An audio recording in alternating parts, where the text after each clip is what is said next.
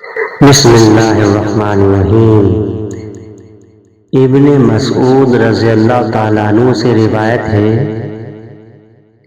رسول اکرم صلی اللہ علیہ وسلم اکثر یہ دعا مانگا کرتے تھے کہ اے اللہ، میں تجھ سے ہدایت اور تقوی اور پرہیزگاری اور غیر اللہ سے استعانہ طلب کرتا ہوں۔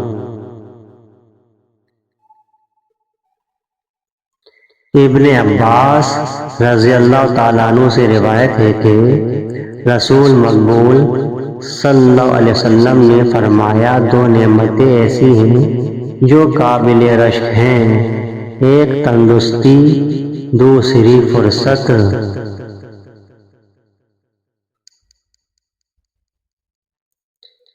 حضرت انس رضی اللہ تعالیٰ عنہ سے روایت ہے کہ رسول مقبول صلی اللہ علیہ وسلم نے فرمایا کہ اللہ تعالیٰ فرماتا ہے کہ جب میرا بندہ ایک بالش میری طرف قریب ہوتا ہے تو میں ایک ہاتھ اس کی طرف نزدیک ہوتا ہوں، اگر وہ ایک ہاتھ میری طرف آتا ہے تو میں ایک گز اس کی طرف بڑھتا ہوں، اگر وہ میری طرف چل کر آتا ہے تو میں اس کی طرف دوڑ کر آتا ہوں۔